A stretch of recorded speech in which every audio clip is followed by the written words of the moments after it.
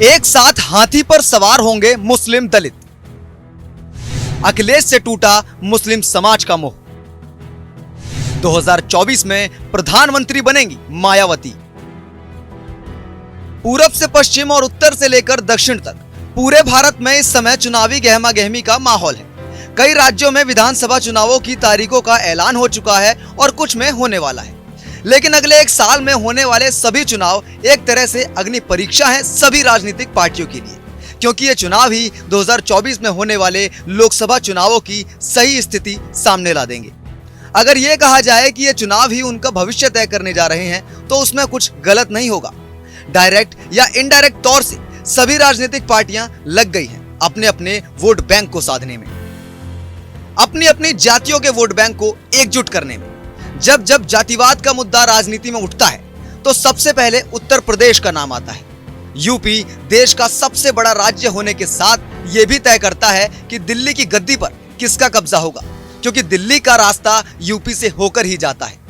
इकलौते यूपी में 24 करोड़ जनसंख्या रहती है, जो भारत के सभी राज्यों में सबसे ज्यादा है। 543 लोकसभा सीटों में से सबसे ज्यादा 80 सीट देने वाले उत्तर प्रदेश में मुस्लिम और दलित, ये दो समुदाय ऐसे हैं जो उत्तर प्रदेश में एक साथ आ गए तो बहुत बड़ा बदलाव लाएंगे। इतिहास गवाह है, जब जब पूरी तरह से ये दोनों एक साथ आए हैं सरकार पलट गई है। बात करें अगर 2024 की, तो दलित और मुस्लिम एक साथ आते हैं तो दूसरे समुदाय भी इसी गठजोड़ पर साथ आएंगे। कुछ ऐसा ही समीकरण इस बार बन रहा है। कुछ ऐसा ही समीकरण बना रही है कभी यूपी पर एक छत्र राज करने वाली बसपा सुप्रीमो मायावती।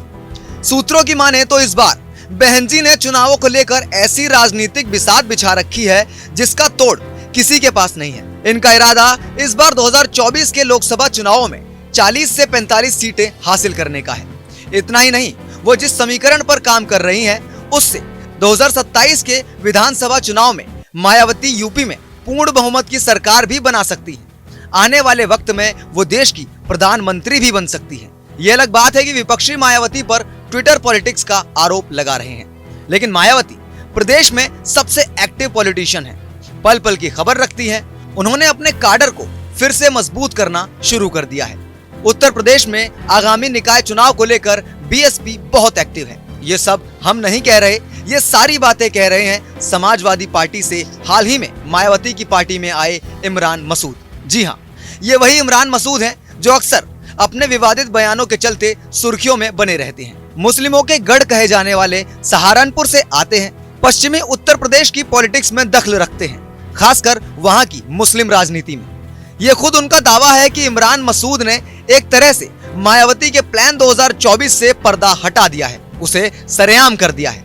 और अब यह तय है कि जो बात ऑफिशियली तौर पर नहीं कही जा रही थी, वो इमरान मसूद ने अनऑफिशियली तौर पर खुलकर कह दी है कि मैं आ गया हूं मायावती जी की पार्टी में, तो हम अब मुस्लिम और दलित का गठजोड़ बनाएंगे और उसके बाद ओबीसी भी और दूसरे समुदाय भी हमारे साथ आएंगे। लेकिन क्या इमरान मसूद की इन बातों को सीरियस लेना चाहिए, क्योंकि बसपा के पास अभी लोकसभा में 10 सीटें और उत्तर प्रदेश विधानसभा में केवल 1 सीट है। कुछ लोगों को बसपा का अचानक से राजनीति में सक्रिय होना लग रहा है, लेकिन जिस कॉन्फिडेंस से इमरान मसूद का यह बयान सामने आया है, वो अपने आप में बहुत कुछ कह रहा है। तो क्या इस बार अखिलेश की साइकिल छोड़कर मुस्लिम मायावती के हाथी पर सवार होने जा रहे हैं? क्या ये बहुजन समाज पार्टी की साइलेंट पॉलिटिक्स का नतीजा है?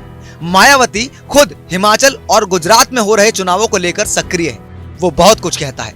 तथाकथित मुस्लिम विरोधी मुद्दों पर जिस तरह मायावती उनका पक्ष लेती है, वो कहीं ना कहीं मुस्लिमों को भा रहा है। इसकी बानगी सीएए, एनआरसी समेत कई मुद्दों पर देखी गई है। तेलंगाना में जिस तरह बसपा ने अपनी पकड़ मजबूत की है, वो काबिले तारीफ है।